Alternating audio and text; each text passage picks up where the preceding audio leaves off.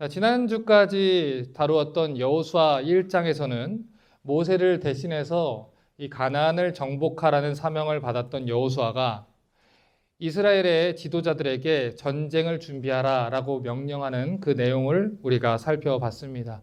자, 이제 요단강만 건너면 이제 가나안이에요. 그렇기 때문에 가나안 땅에서의 치열한 전투를 준비하기 위해서는 만반의 준비를 해야 하는 것입니다. 그래서 여호수아 2장에서 1장에서 전투를 위한 식량을 준비시켰던 이 여호수아가 가나안 땅에 정탐꾼을 보내는 내용들로 채워져 있는 것입니다. 한글로는 정탐꾼이라고 이야기를 하지만 쉽게 설명을 해드리자면 스파이를 그들에게 보낸 거라고 할 수 있죠. 자, 그러면 여러분 전쟁 중에 스파이를 보내는 그런 목적이 무엇입니까? 적군의 군대와 그리고 도시를 정탐하게 하는 것이 목적이죠.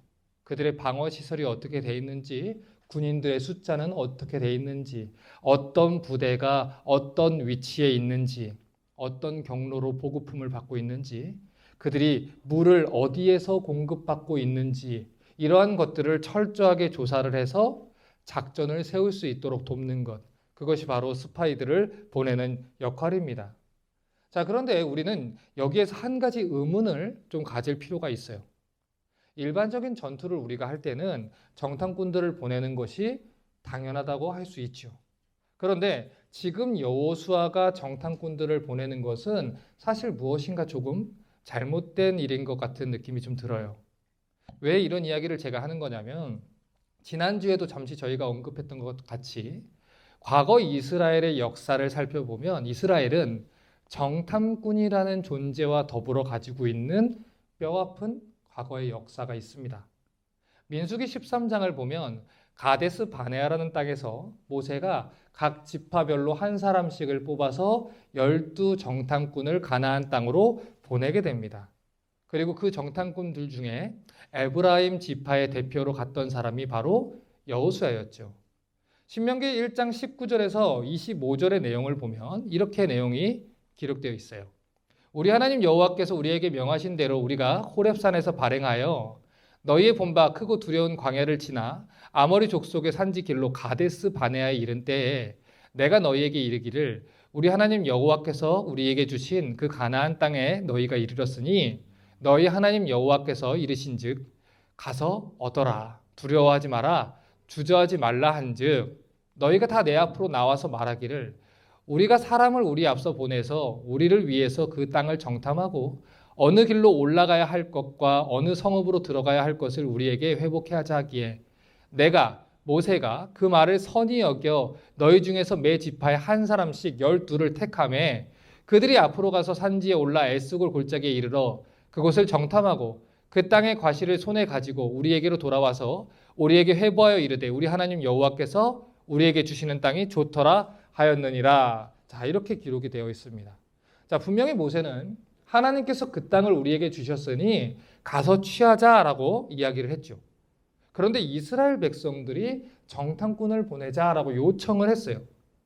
그런데 우리가 이 시간에 좀 주목해서 봐야 되는 중요한 사실이 뭐냐면 그들의 겉으로 나온 이 겉으로 드러난 언변이 아니고 그들이 정탐꾼들을 보낼 때 숨겨두었던 마음에 숨겨둔 의도예요.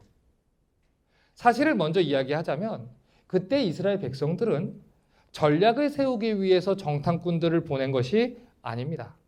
오히려 두려워서 무서워서 이제 거의 가나안까지 왔는데 오기는 했는데 이 땅을 우리가 정말로 취할 수 있을지 의심이 들어서 정탐꾼을 보내자고 이야기를 한 거죠. 자, 그러면 그들이 정탐을 갔다 온 뒤에 어떻게 반응했는지 보자고요. 그러나 너희가 올라가기를 즐겨 아니하고 너희 하나님 여호와의 명을 거역하여 장막 중에서 원망하여 이르기를 여호와께서 우리를 미워하시는 고로 아모리 족속의 손에 붙여 멸하시려고 우리를 애굽 땅에서 인도하여 내었도다.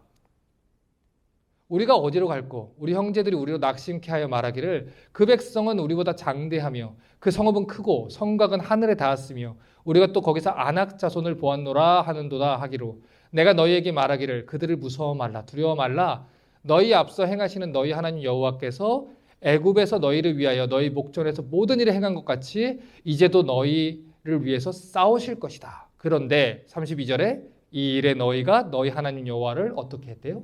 믿지 아니하였도다라고 해요. 자, 그러니까 모세가 기록하기를 이스라엘 백성들이 그들의 여호와 하나님을 믿지 않았다는 거예요. 그러니 그들이 정탐꾼을 보냈던 동기와 갔다 왔을 때의 반응은 불신이었고 의심이었다는 거죠. 그래서 그 일 때문에 이스라엘 백성들에게 어떤 일이 벌어집니까? 그들이 불순종하고 원망했던 그 일로 인해서 그들이 가나안 땅을 정탐했던 그 40일을 하루에 1년으로 계산해서 총 40년 동안 광야를 돌게 됩니다. 왜요? 너희가 여호와 하나님을 믿지 않았기 때문에. 가나안 땅은 여호와 하나님을 믿지 않고서는 승리할 수 없는 땅이에요. 그렇기 때문에 하나님께서는 여호와 하나님만 신뢰할 수 있는 그 광야로 이스라엘 백성들을 훈련시키기 위해서 그쪽으로 보내셨다는 것이죠. 자, 그러면 생각을 한번 해보자고요. 이때 이 모든 일들을 겪었던 사람이 여호수아입니다. 정탐꾼으로도 갔다 왔고 갔다 와서 반응도 받고 그 반응 때문에 일어난 결과도 봤습니다. 그런데 지금 모세처럼 그도 가서 그 땅을 얻어라 라고 했다면 그때 생각이 분명히 있을 텐데 그 비극적인 사건을 기억하고 있는 여호수아라면 정탐꾼을 보내야겠습니까? 보내지 말아야겠습니까? 우리 생각에는 보내지 않았으면 좋을 것 같아요. 그런데 보냈다는 거예요. 왜 보냈을까요? 그곳에서 정탐꾼들이 해야 하는 일이 있었고 무엇보다 하나님께서 그 정탐꾼들을 통해서 이루고자 하셨던 일이 있었기 때문이라는 거죠. 자, 방금 전에 제가 표면적으로 그 사람의 드러난 언변을 보는 게 중요한 게 아니라 그 마음의 동기와 의도를 보는 것이 굉장히 중요하다고 이야기를 했습니다. 예를 들어서 헤롯 왕이 동방 박사들이 왔을 때 가서 그 왕을 찾거든 나도 가서 그에게 경배하라. 표면적으로는 경배하게 하라라고 했지만 그 안에 있는 의도는 그 아이들을 다 왕을 죽이기 위함이었어요. 이처럼 사람의 내면에 있는 것들이 그 사람의 행동과 결과를 이끌어내기 때문에 우리가 성경을 볼 때에도 표면적으로 보는 것이 아니라 그 사람들의 의도와 생각과 속에 감추어진 속내를 생각해 보면서 보는 것이 중요하다는 거죠. 자, 계속 생각해 볼게요. 앞서 여호수아 1장에서 여호수아가 어떤 명령을 내렸죠? 1장의 내용을 좀 살펴보면 여호수아가 10절과 11절에 양식을 예비하라고 했어요. 요단강을 건너가서 이제 하나님이 주신 땅을 얻게 될 거니까 이제 양식을 준비해서 전쟁 준비를 해라. 자, 그러니까 이 정탐꾼을 보낼 때 시점의 여호수아는 이미 전쟁 준비가 끝난 사람이에요. 이 사람은 우리는 가서 하나님이 명하셨으니까 취하면 된다라는 생각을 가지고 있는 그 사람이죠. 그래서 백성의 지휘관들을 통해 양식을 다 준비하게 명령했던 사람이에요. 그런데 그 여호수아가 2장으로 들어오면서 두 정탐꾼을 보냈다는 거죠. 2명을 보냈다는 거예요. 그런데 이 두 정탐꾼을 보낸 동기가 뭐냐면 모세 때의 이스라엘 백성들이 정탐꾼을 보냈던 동기와는 달랐다는 이야기예요. 이걸 이해하셔야 돼요.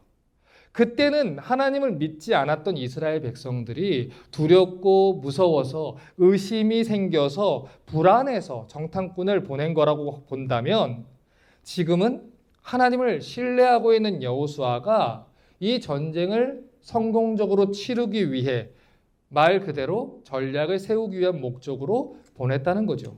자, 그런데 흥미로운 사실이 있어요. 그들이 가나안 땅에 가서 어디로 갔느냐? 그리고 어디에서 머물게 되었느냐? 자, 여기서부터 오늘 우리가 생각해야 되는 중요한 물꼬가 트이기 시작합니다. 여호수아 2장 1절을 보겠습니다. 같이 한번 1절을 같이 한번 읽어보겠습니다. 시작. 눈의 아들 여호수아가 시딤에서 두 사람을 정탐으로 가만히 보내며 그들에게 이르되 가서 그 땅과 여리고를 엿보라 하매 그들이 가서 라합이라 하는 기생의 집에 들어가 거기서 유숙하더니 자, 지금 읽은 1절을 보니까 그들이 가서 여리고 땅에 갔는데 그들이 묵었던 곳이 어디라고 해요? 라합의 집이라고 해요. 그런데 지금 여기에서 말하는 기생의 집이라고 하는 단어를 히브리 성경에서 베트 이시아 조나라고 씁니다. 직역을 하면 성적인 일에 몸을 사용해서 생계를 잇는 창녀예요. 자, 생각을 해보죠. 왜 두 정탐꾼들은 하고 많은 집들에서 하필이면 율법의 부정한 자로 취급받던 창녀의 집으로 들어갔을까요? 여기에 굉장히 중요한 진리가 담겨져 있는데 이 진리를 살펴보려면 정탐꾼들이 그러면 수행하고 돌아온 일이 무엇이냐? 그들이 정탐꾼들이 가나안에 가서 여리고 땅에 가서 어떤 일을 하고 왔느냐 이걸 이해하는 것이 중요해요. 정탐꾼들이 수행하고 돌아온 일이 무엇이었죠? 민수기 13장의 정탐꾼들을 먼저 생각해 보면 민수기 13장은 그 땅을 정탐한 내용이 굉장히 자세하게 기록이 되어 있어요.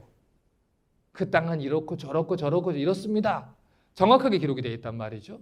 그런데 여호수아 2장의 내용을 가만히 살펴보세요. 오늘 우리가 읽은 여호수아 2장의 본문에는 그 땅을 정탐했다는 기록은 하나도 찾을 수가 없어요.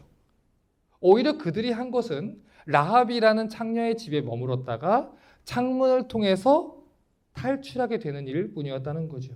그러니까 여기까지 정리를 하면 정탐꾼들을 보냈기 때문에 여리고성을 정복할 수 있었던 것도 아니고 그들이 가서 어떤 전략을 짜고 돌아온 것도 아니라는 거예요.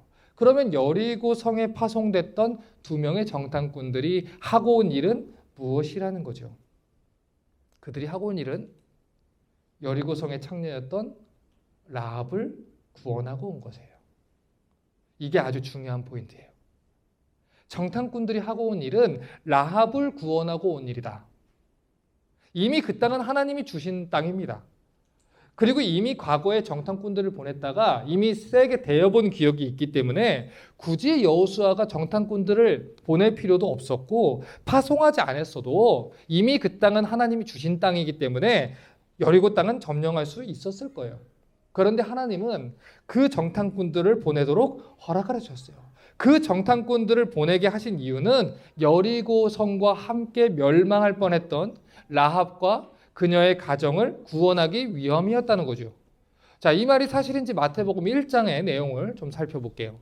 마태복음 1장 1절을 좀 보면 이런 기록이 있습니다. 아브라함과 다윗의 자손 예수 그리스도의 세계라. 자, 여기에 하나님께서 아브라함에게 약속하신 그 약속의 씨앗, 그리고 다윗에게 약속하셨던 영원한 왕권을 가진 메시아의 족보가 있는데 예수라 하는 그리스도, 구원자 메시아의 족보가 이곳에 기록이 되어 있죠.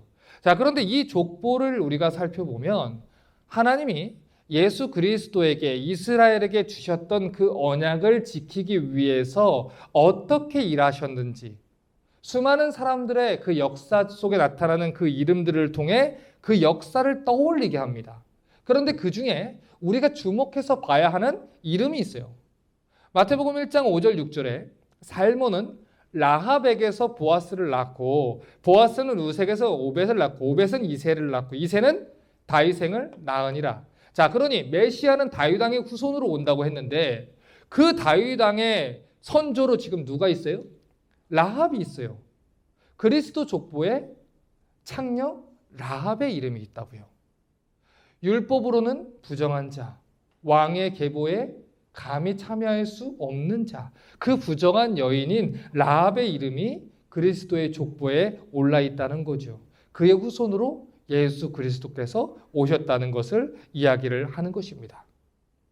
그러니 이러한 사실을 가지고 우리가 오늘 본문을 좀 살펴보면 이 두 정탐꾼들이 라합의 집에 찾아갔던 것은 결코 우연이 아니라는 것을 알 수 있다는 거예요. 성경에는 족보가 굉장히 많이 등장을 합니다. 그런데 성경에 나오는 그 족보의 기능이 뭐냐? 예전 고대 시절부터 족보가 가지고 있는 기능, 족보가 말하고자 하는 목적이 있어요. 족보는 정통성을 입증할 때 사용되는 자료입니다. 그래서 태초에 하나님이 천지를 창조하셨느니라 하나님이 아담을 지은 때부터 그리스도의 족보까지 기록된 것은 하나님이 처음 인간을 창조하신 분이고 그분이 인간의 창조주이시고 그분이 인간의 구속자이시다라는 정통성을 가지고 있는 것을 밝히는 게 족보라고요. 그러니 지금 예수 그리스도의 족보에 라합이 기록되어 있다는 것은 하나님이 약속하신 그 언약의 정통성 안에 누가 들어와 있다는 거예요? 라합이 들어와 있다는 것을 이야기를 하는 것입니다. 그렇기 때문에 여호수아 2장을 자세하게 살펴보면 2장의 중심점은 그 땅을 정탐하고 보고하는 데에 그 내용이 중점이 있지 않아요. 오히려 여호수아 2장은 부정한 여인이었던 라합의 구원 이야기, 그녀의 신앙 고백, 그리고 그에게 여호와의 이름으로 구원을 외쳤던, 약속했던 두 정탐꾼의 이야기로 가득 차 있다는 것입니다. 자, 그러면 지금부터 이 라합이 구원받은 이야기를 조금 더 깊숙하게 한번 들어가 볼게요. 여호수아 2장 2절과 3절을 보도록 하겠습니다. 혹이 여리고 왕에게 고하여 가로되 보소서 이 밤에 이스라엘 자손 몇 사람이 땅을 탐지하여 이리로 들어왔나이다. 여리고 왕이 라합에게 기별하 가로되 내게로 와서 내 집에 들어간 사람들을 끌어내라. 그들은 이 온 땅을 탐지하러 왔느니라. 이스라엘 정탐꾼이 가나안 땅을 정탐하기 시작할 때 여리고 왕이 이걸 눈치를 챘어요. 그래서 라합의 집에 사람들을 보내서 그들을 죽이려고 합니다. 그런데 4절부터 7절을 보니까 라합이 어떻게 반응을 하냐면 그 사람들을 숨겨요. 그 사람들이 어두워서 성문을 닫을 때쯤 나갔습니다. 그러니 빨리 따라가십시오. 그러면 그 사람들을 잡을 수 있을 것입니다. 라고 얘기를 해요. 그런데 사실은 라합이 그 사람들을 숨겨주었다라고 이렇게 얘기를 하죠. 자, 어떤 사람들은 이런 라합의 행동을 보면서 도덕주의적 그리고 율법주의적인 잣대를 가지고 판단을 합니다. 라합이 아무리 구원을 받았다고 해도 거짓말하는 게 옳으냐? 하지만 지금 이 본문에서 성경이 말하고자 하는 것은 이 여인이 윤리적으로 옳으냐 옳지 않냐의 문제에 초점을 두고 있지 않아요. 애초에 성경은 그녀가 구원받을 자격이 없었던 창녀였다는 것을 전제로 이야기를 하고 있죠. 그런데 성경이 그런 인생, 이렇게 흠 많은 인생에 대해서 어떻게 평가를 하고 있냐면 히브리서 11장 31절에 라합에 대해서 이렇게 평가를 합니다. 믿음으로 기생 라합은 정탐꾼을 평안히 영접하였으므로 순종치 아니한 자와 함께 멸망치 아니하였도다. 이렇게 얘기를 해요.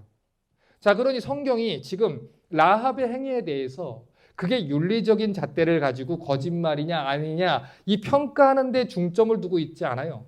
오히려 더 중요한 일이 있다는 거죠. 이 본문에서 중요하게 봐야 되는 것은 이제 막 하나님의 백성 되고자 하는 이 라합이 완전한 전제로 바로 거듭나느냐 그렇지 못하느냐 이 문제가 아닙니다. 그녀가 왜 이런 일을 했냐는 거예요. 여기에 포인트가 있다고요. 이렇게 해서까지 그녀가 도대체 얻고자 하는 일은 무엇이냐는 것이죠. 도대체 왜 라합은 무엇 때문에 정탐꾼들을 숨겨주었던 걸까요? 만약에 이 여인이 그들을 숨겨주고 거짓 정보를 흘린 게 들통났으면 어떻게 됐을까요? 아마도 죽었을 겁니다. 그녀와 그녀의 가장까지 멸문지화를 피하지 못했겠죠. 왜냐하면 그것은 적과 밀통한 간첩이 되는 것이고 나라에 대한 반역자가 되는 거죠. 식구들 모두가 죽을 수 있었던 엄청난 사건입니다. 그런데 라합이 도대체 왜 이러한 위험을 무릅쓰고 정탐꾼들을 살려주었냐는 거죠. 그것에 대한 답변을 여호수아 2장 8절에서 11절이 이렇게 얘기를 하고 있어요. 두 사람이 눕기 전에 라합이 지붕에 올라가서 그들에게 이르러 말하되 여호와께서 이 땅을 너희에게 주신 줄을 내가 아노라. 우리가 너희를 심히 두려워하고 이 땅 백성이 다 너희 앞에 간담이 녹나니 이는 너희가 애굽에서 나올 때 여호와께서 너희 앞에서 홍해 물을 마르게 하신 일과 너희가 요단 저편에 있는 아모리 사람의 두 왕 시온과 옥에게 행한 일 곧 그들을 전멸시킨 일을 우리가 들었습니다. 우리가 듣자 곧 마음이 녹았고 너희 영구로 사람이 정신을 잃었나니 너희 하나님 여호와는 상천하지의 하나님이 신이라. 자, 이렇게 고백을 해요. 자, 그녀가 원하는 것은 정탐꾼들을 살리는 일입니다. 하나님의 백성들을 구원하는 일이죠. 그런데 왜 그것을 원했냐면 그리하여 그녀와 그녀의 가정 또한 하나님의 백성들로 인하여 구원의 약속을 붙들게 되는 일이 벌어지길 원했다는 거예요. 다시 말해 하나님의 백성이 살아야 자기도 살 수 있기에 하나님의 백성이 되어야 자기가 살 수 있고 하나님 아니면 살 수 없다는 것을 알고 있기 때문에 생명을 걸고 왕의 신하들 앞에서 하나님 백성들을 감추어 주었다는 거죠. 자, 여기 기록된 라합의 신앙 고백을 보세요.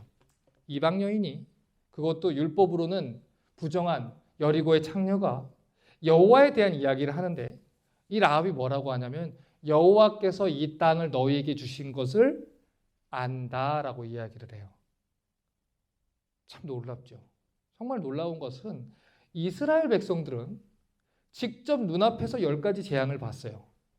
눈앞에서 홍해가 갈라지는 것도 봤고요. 만나와 메추라기를 지난 40년 동안 먹었던 사람들입니다. 구름기둥과 불기둥으로 지키는 하나님을 눈앞에서 경험을 했던 사람들이 이스라엘이에요. 그런데 과거의 이스라엘 백성들은 그것들을 다 보고 경험을 직접 했음에도 불구하고 믿지 않았어요. 그런데 라합은 여호와를 믿고 있었다는 거죠. 하나님의 백성들은 하나님을 믿지 못해서 불평하고 원망하다가 40년간 광야를 돌았는데, 하나님에 대해서 단지 소문만 들었던 라합이란 여자는 여호와에 대한 소문을 들었다는 이유로 그것을 알고 믿고 여호와의 편에 서서 목숨 걸고 하나님 백성들을 지키고 있었다는 거예요. 어떻게요? 어떻게 이렇게 라합이 이런 신앙 고백을 할 수가 있었을까요? 다시 이 여호수아 2장 9절부터 10절을 보겠습니다. 말하되 여호와께서 이 땅을 너희에게 주신 줄을 내가 아노라. 우리가 너희를 심히 두려워하고 이 땅 백성이 다 너희 앞에 간담이 녹나니, 이렇게 얘기를 해요. 이는 너희가 애굽에서 나올 때 여호와께서 너희 앞에서 홍해 물을 마르게 하신 일과 그 전멸시켰던 일들을 우리가 들었습니다. 자, 그러니까 라합이 지금 무슨 얘기를 하는 거냐면, 내가 이런 신앙을 가지게 된 것은 어떤 이유냐면 어느 날 그 여호와 하나님에 대한 소문을 들었다는 거예요. 그러니 로마서 10장 17절이 얘기한 것처럼 라합의 믿음은 하나님이 어떤 분인지, 그분이 어떤 일을 행하셨는지 듣고, 그리고 그 믿음이 찾아왔다는 것이죠. 어느 날 애굽 땅에서부터 소문이 들렸는데 이스라엘이라는 백성이 그들의 신인 여호와라는 신이 400년간 애굽의 노예로 살았던 이스라엘 백성들을 하루아침에 끄집어냈더라. 그리고 그들을 홍해를 마른 땅처럼 건너게 했더라. 그리고 바로의 군대는 하루아침에 수장되었더라. 요단 동편에 있었던 그 강력한 왕인 바산 그 옥과 아모리 왕 시온도 전멸시켰더라. 이 소문을 라합이 들었다는 거죠. 들은 후부터 생각하게 되는 거예요. 고민하게 되는 거예요. 이 여호와는 어떤 신인가? 이스라엘 백성들은 어떤 백성인가? 이 일이 정말 사실인가? 생각하고 고민하고 조사하고 알아보고, 그런 가운데서 이 라합이란 사람에게 믿음이란 것이 찾아오기 시작했다는 것이죠. 그래서 여호수아 2장 이 11절을 보면 이렇게 그래서 고백을 한 거예요. 우리가 듣자 곧 마음이 녹았고 너희의 영고로 사람이 정신을 잃었나니 너희 하나님 여호와는 상천하지의 하나님이라. 자, 지금 여기에 정신을 잃었나니 라는 표현이 로카마 루하흐라고 쓰여 있어요. 이 히브리어를 직역을 그대로 하면 일어설 정신이 없다라고 보시면 돼요. 소문을 듣고 바로 두 발로 설 수가 없는 상태라는 거죠. 그 하나님의 위엄과 광대하심의 이야기를 듣고 너무 두려워서, 너무 커서 하나님이 그 앞에서 일어설 정신이 없다. 다리가 풀렸다라는 얘기를 하는 것입니다. 그 하나님의 소문을 듣자 하나님만이 유일한 신이구나, 이 믿음을 가지게 되었다는 것이죠. 그래서 라합이 한 유명한 신앙 고백이 여기 나오는 거예요. 너희 하나님 여호와는 상천하지의 하나님이라.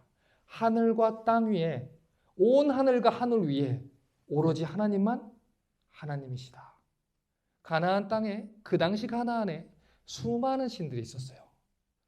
이 전쟁은 신들의 전쟁으로 여겼기 때문에 전쟁에서 어떤 이 족속이 저 족속을 이기면 그 신이 저 신보다 우월하다고 생각한 것이 고대 근동의 신들에 대한 인식이었습니다. 그런데 라합이 지금 얘기를 해요. 상천하지 하나님이다. 가나안의 어떤 신보다 강하신 하나님이다. 가나안의 신은 다 가짜다. 하나님 외에는 신이 없다. 그러니 목숨을 걸고 이 신앙 고백을 하며 정탐꾼을 살려줬다는 것이죠. 자, 그런데 여기에서 또 주목해서 봐야 되는 내용이 또 등장을 해요. 9절부터 11절을 다시 보세요. 자, 지금 여기서 보면 라합이 몇 번이나 반복해서 사용하는 주격 표현들이 있습니다. 자, 9절을 보세요. 9절을 보면 우리가 너희를 심히 두려워한다. 이 땅 백성이 다 너희 앞에서 간담이 녹는다. 이렇게 표현을 했어요. 다시 말해서 여호와 하나님에 대한 소문을 들은 것은 라합뿐만이 아니라는 거예요. 가나안 땅의 모든 족속들이 다 들었다는 거예요. 10절을 봐도 우리가 들었음이라 라고 얘기를 해요. 11절을 또 보면 우리가 듣자 마음이 녹았다 이렇게 표현을 해요. 자, 그러니 계속해서 반복해서 나오는 표현은 라합을 비롯한 가나안의 모든 족속들이 여호와 하나님과 하나님이 행하신 일에 대해서 들었다는 것입니다. 그런데 라합은 하나님께 손을 내밀고 그 구원의 붉은 줄을 붙잡은 반면에 나머지 가나안 사람들은 왕을 중심으로 해서 하나님께 대적하고자 마음을 먹었다는 것이죠. 그래서 아까 히브리서 11장의 기록대로 이 믿음으로 라합은 여호와 하나님을 딱 붙들어서 구원을 받았다. 저 순종하지 아니하였던 다른 자들과 달리 라합은 그 붉은 줄을 붙잡았다라고 라합의 믿음을 강조를 했던 거예요. 자, 그러면 생각을 해보죠. 어떻게 같은 하나님에 대한 이야기를 들었음에도 불구하고 이렇게 상반되는 반응이 일어날 수 있을까요? 다 같은 소식을 들었잖아요.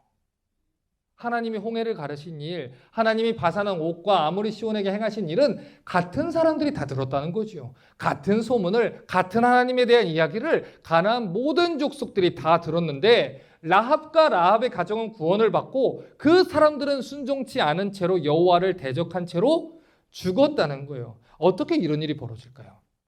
설교를 하다 보면 이런 일을 굉장히 많이 경험을 합니다.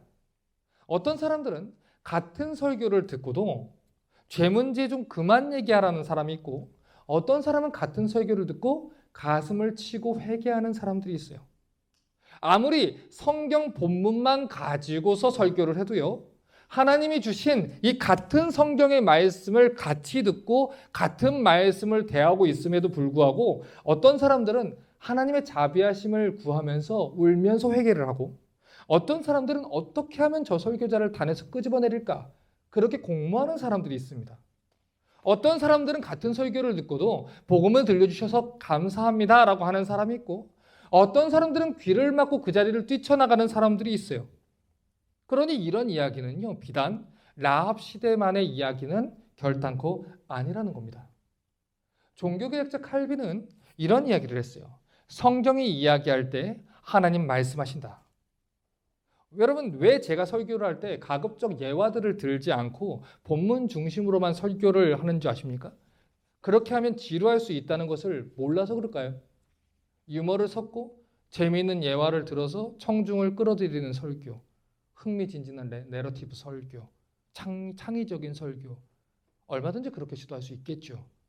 하지만 그렇게 하지 않는 이유는 단 한 가지입니다. 제 어줍지 않은 시도가 하나님의 말씀을 흐리고 가리울까 봐 말씀만 가지고 설교하려고 애를 쓰는 거예요. 예배를 끝나고 나가는데 하나님 말씀이 내 안에 심겨서 그 말씀에 붙들려서 일주일을 사는 게 아니라 오늘 시덥지 않은 내 유머 하나 가지고 들고 가서 그것만 기억나서 하나님 말씀은 잊어버릴까 봐, 혹시라도 그게 하나님 말씀을 해칠까 봐. 성경이 선포될 때 하나님 말씀이 들려집니다. 성경이 강론될 때 하나님 말씀이 전파되는 거예요. 그렇기 때문에 리스탈 처치의 설교는 오로지 그 말씀만 전파되기를 바라는 방향성을 가지고 있는 거죠. 오늘 본문을 보십시오. 똑같이 말씀을 들었어요. 똑같이 진리의 말씀을 들었어요. 그런데 가나안의 모든 족속은 하나님을 향해서 대적하기를 준비하고 있습니다. 그런데 라합은 그 구원의 때를 기다리며 살았다는 거예요. 그래서 하나님의 백성들이 찾아왔을 때 목숨을 걸고 순종함으로 믿음의 줄을 붙잡았다는 것이죠. 그래서 야고보서 2장 25절은 이 라합의 행위에 대해서 이렇게 평가를 하고 있어요. 이와 같이 기생 라합이 사자를 접대하여 다른 길로 나가게 할 때 행함으로 의롭다 하심을 받은 것이 아니냐. 야고보는 말합니다. 라합의 믿음이 행위로서 증명이 되었다. 말씀을 들은 것으로 끝나는 게 아니라 행함으로 그 말씀에 믿음으로 반응을 했다는 거예요. 그렇게 라합은 행함이 수반된 그 믿음으로 그리스도의 족보에 들어오게 됐다는 거죠. 그래서 여호수아 2장 12절을 보면 이 믿음의 고백을 한 라합이 구원의 증표를 요청합니다. 그러므로 청하노니 내가 너희를 선대했은즉 너희도 내 아버지의 집을 선대하여 나의 부모와 남녀 형제와 무릇 그들에게 있는 모든 자를 살려주어 우리 생명을 죽는 데서 건져내기로 이제 여호와로 맹세하고 내게 진실한 표를 내라. 하나님 손을 붙드는 거예요. 구원의 징표를 달라는 거예요. 약속을 달라는 거예요. 우리 가족 살려달라는 거예요.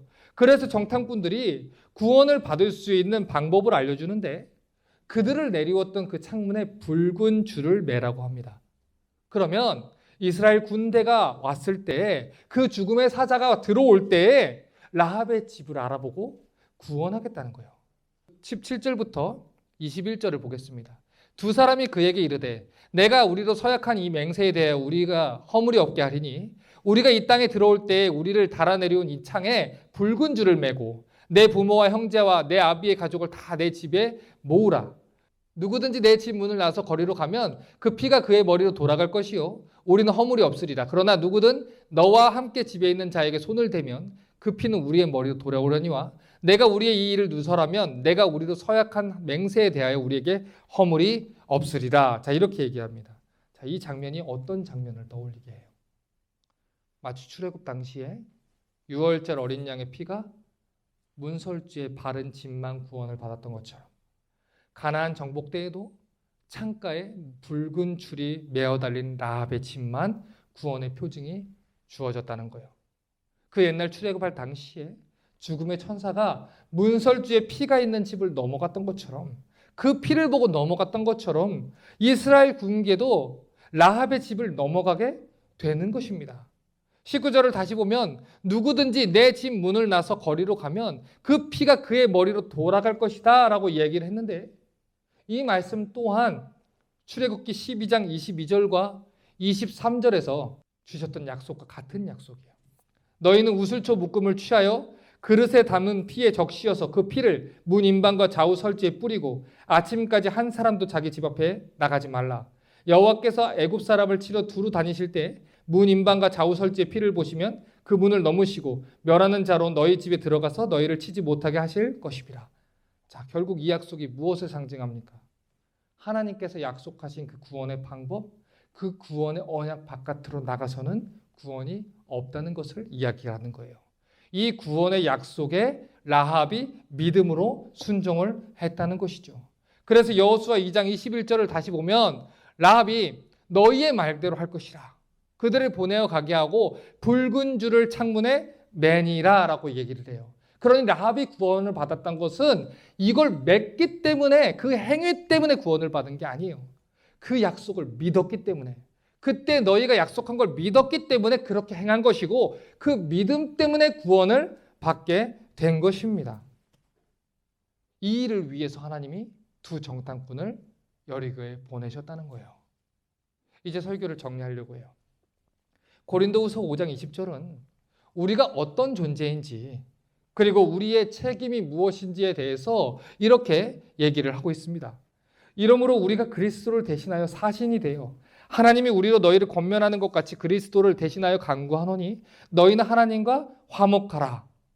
자, 성경은 우리를 가리켜서 우리가 그리스도를 대신하는 그리스도께 보냄을 받은 사신이다라고 얘기를 해요. 라합에게 보냄을 받았던 이 두 명의 사신들과 같이 우리 또한 이 땅에서 하나님이 행하신 일을 듣고 하나님에 대해서 알고 하나님을 믿기 위해서 그 집에 붉은 줄을 매기 원하는 그 사람들에게 찾아가야 하는 그리스도의 사신이라는 거예요. 여기 앉아 계신 분들에게 제가 묻겠습니다. 한번 스스로 답변해 보세요. 여러분 언제 어떻게 구원받은지 아십니까? 언제 하나님이 찾아오셨죠? 어떻게 하나님을 만나셨나요? 요한복음 3장에서 예수님이 말했듯이 바람이 어디에서 불어서 어디로 가는지 알지 못하는 것처럼 성령으로 난 사람은 이렇다라고 했습니다. 자, 과거의 일을 떠올려 보세요. 어느 날 불현듯 어렸을 때부터 교회를 출석을 했는데 어느 날 불현듯 하나님에 대한 이야기가 내 귀에 들리기 시작했어요. 이전부터 들었던 이야기인데도 불구하고 언제부턴가 갑자기 귀에 들려오기 시작했고 마음에 남기 시작했고 가슴에 담겨오기 시작했어요. 언제부턴가 죄를 짓는 게 불편해지기 시작했고 언제부턴가 말씀대로 살아야겠다는 생각이 들기 시작했고 언제부턴가 하나님 뜻대로 살지 못하는 내 자신이 한심하게 보이기 시작했고 언제부턴가 하나님 뜻대로 살게 해달라고 내가 하나님 앞에서 언제부턴가 기도를 하고 있다는 거죠. 언제부턴가 하나님을 의지하고 있었고 언제부턴가 믿음이 찾아왔어요. 하나님께서 라합에게 하셨던 것처럼 나에게도 찾아오셨다는 거죠. 나에게도 하나님의 이야기를 들려주셨다는 거예요. 듣게 해주셨고 깨닫게 해주셨고 알게 해주셨고 같은 소문을 듣고 같은 자리에 앉아 있는데 하나님이 나에게 그 소식을 듣게 하셨다는 것이죠. 이것을 가르쳐서 성경은 은혜라고 얘기를 해요. 우리는 그 은혜를 받은 자들이에요. 여기에 앉아있는 우리 모든 사람들 중에 누구 하나 구원받을 자격이 있었던 사람이 있습니까? 우리 중에 누가 완전한 사람이 있습니까? 누가 구원받기에 합당하다고 생각하는 사람이 있습니까? 우리 모두 다 하나님이 그대로 두셨으면 죄로 인해서 멸망받을 운명에 처했던 사람들입니다. 하나님이 우리에게 그리스도의 사신을 보내주지 않았으면 그리스도의 말씀을 들려주시지 않았으면 우리도 가나안의 그 사람들처럼 우리도 하나님을 모르고 멸망당할 뻔했던 사람들이었죠. 그런데 그리스도 예수께서 우리를 살리기 위해서 하나님이 우리를 이처럼 사랑하셔서 그분의 하나뿐인 아들을 연약한 인간의 육신을 입고서 이 땅에 보내시고 우리를 대신해서 십자가에 매다시고 우리를 모든 죄와 형벌에 대한 그 책임에서 자유케 하시고 우리가 받아야 했던 모든 저주와 형벌을 예수 그리스도 어깨에 지우셔서 우리가 구원받게 되었다는 것입니다. 원래는 우리가 그 소문을 듣고 정신을 잃고 일어설 힘이 없을 정도로 쓰러지며 저주받아 운명에 처할 사람들이었는데 우리의 저주 때문에 그리스도께서는 십자가를 지고 갈 힘이 없어서 다리가 풀려서 주저앉아야 했던 그 저주를 그 고초를 겪으셔야 했습니다. 그래서 우리가 살게 된 것입니다. 그리스도 예수께서 우리를 살리기 위해 십자가에 달리신 그 붉은 줄이 되어주셨기 때문에 그분이 십자가에 쏟으신 그 피가 십자가에 매달리고 십자가에 흐르고 그 십자가에 새겨진 붉은 줄이 되었기 때문에 우리가 살게 되었다는 것이죠. 우리는 그 은혜를 입은 사람입니다. 갈라디아서 3장 13절과 14절에 그리스도께서 우리를 위하여 저주받은 바 되사 율법의 저주에서 우리를 속량하셨으니 값을 주고 사셨으니 기록된 바 나무에 달린 자마다 저주 안에 있는 자라 하였습니다. 예수께서 우리를 구원하셨어요. 우리를 대신해서 당신의 생명을 창조주의 생명을 그 값으로 치루시고 율법의 저주를 온몸으로 받으셨어요. 우리 때문에 우리 죄 때문에 십자가에 달려 죽으셨습니다. 라합과 같이 구원받을 자격 없는 자들을 찾아와 주셨고 만나 주셨고 말씀해 주셨고 우리를 구원해 주셨고 우리를 당신의 사신으로 삼아 주셨다는 것입니다. 이는 그리스도 예수 안에서 아브라함의 복이 이방인에게 미치게 하고 또 우리로 하여금 믿음으로 말미암아 성령의 약속을 받게 하려 함이라. 우리가 그 사실을 믿음으로 말미암아 하나님의 양자된 영을 받을 수 있도록 하나님의 아들 될 수 있도록 그리스도께서 죽으셨다는 것입니다. 그러면 이제 어떻게 살아야겠습니까? 다른 사람들도 구원받을 수 있도록 하나님의 이야기를 하나님에 대한 이야기를 전해줘야 되지 않겠습니까? 너희도 하나님과 화목하라. 너희도 구원받으라. 멸망받지 말고 영생을 얻으라 전해줘야 되지 않겠습니까? 수많은 교회들이 복음을 전해주지 않습니다. 전해줘야 들을 텐데 세상에서도 들을 수 있는 이야기를 해서 수많은 사람들이 듣지 못해서 죽습니다. 교회를 다니고는 있는데 예수에 대해서 들은 적이 없고 하나님에 대해서 들은 적이 없습니다. 구원이라는 것이 무엇인지, 은혜라는 것이 무엇인지, 지혜라는 것이 무엇인지, 섭리라는 것이 무엇인지, 하나님이 나를 얼마나 사랑하시는지 들어본 적이 없기 때문에 하나님을 사랑할 수가 없고 하나님 앞에 나올 수가 없는 것입니다. 교회는 오래 다닙니다. 그런데 하나님은 만난 적이 없죠. 어제 저희 딸이 밤에 저를 찾아왔습니다. 아빠, 지혜와 은혜는 뭐가 달라? 은혜는 우리가 디저브 하지 않는데 마땅히 받을 자가 아닌데 하나님이 주신 게 은혜야. 우리가 하나님 앞에서 감히 그 구원을 받을 자격 없는 사람인데 이만한 행복을 누릴 수 있는 자들이 아닌데 이렇게 살 수 있는 자가 아닌데 주신 것이 하나님 은혜라고 해. 그러면 아빠 지혜는 뭐야? 지혜는 하나님을 하나님으로 아는 게 지혜야. 하나님이 아니었으면 나 죽었구나. 하나님 아니었으면 아무것도 아니었구나. 하나님이 오지 않았으면 내 삶은 없었구나. 하나님이 아니었으면 나는 이 교회에 있지 못했겠구나. 하나님이 아니었으면 난 복음을 받지 못했겠구나. 하나님이 다 하셨구나. 하나님밖에 없구나. 이걸 깨닫는 게 지혜야. 결국 지혜와 은혜는 그 은혜를 은혜로 알고 살아가는 게 하나님 백성이 은혜로 아는 지혜라는 거예요. 이 사실을 가르쳐 줘야지요. 들려줘야지요. 창세기부터 계시록까지 하나님 계속해서 반복해서 말씀하시는 돌아오라, 돌아와라.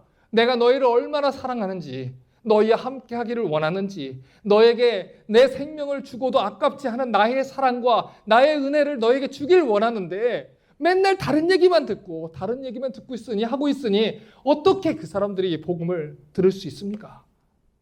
예수를 알기 원합니다. 복음을 알기 원합니다. 들려줄 사람이 필요합니다. 전해주셔야 합니다. 우리는 그 일을 위해서 리스타트한 철치입니다. 그래서 우리의 관심과 초점이 바뀌어야 되는 거예요. 내가 누구인지는 내가 어디에 시간을 쓰고 어디에 물질을 쓰고 어떤 생각을 하면서 일주일을 살아가는지를 보면 안다고 했어요. 그러니 이 시간 우리의 삶을 되돌아보기 원합니다. 우리는 어떤 존재입니까? 구원받은 존재가 맞습니까? 그리스도의 사신이 맞습니까? 만약에 그렇다고 한다면 우리의 관심과 생각이 바뀔 것입니다. 우리의 관심이 어떻게 하면 이 땅에서 잘 살고 어떻게 하면 이 땅에서 더 나은 삶을 살까에 있어서는 안 됩니다. 가난한 사람들의 관심과 동일하게 있어서는 안 됩니다. 입만 열면 복음이 나와야 하고 입만 열면 그들을 구원할 하나님에 대한 이야기가 나와야 하고 한 사람이라도 더 구원하기 위해서 그 창문에 붉은 줄을 매십시오. 그러면 구원을 받습니다라고 외쳐야 하는 것입니다. 그러니 한 주간 살아가는 삶의 모든 조각들에 예수가 묻어오게 사시기 바랍니다. 그렇게 살 수 있도록 함께 기도하고 말씀 붙드셔야 합니다. 하나님 내 생각과 삶의 모든 조각들이 예수를 바라보게 하소서. 내가 예수를 전하면서 살게 하소서. 잠깐 스쳐가는 어떤 사람이 예수가 누구십니까? 복음이 무엇입니까? 나에게 복음을 들려주십시오 할 때 피하지 않을 수 있도록 그들에게 준비된 그릇이 되어서 사마리아의 그 에티오피아 내시를 구원한 빌립 집사님처럼 나로 인하여 그들이 성경을 깨달을 수 있도록 그런 교회 되게 하시고 그런 성도 되게 하소서. 그렇게 기도하는 저와 리스탈 처치의 성도들 되기를 주님의 이름으로 축원합니다.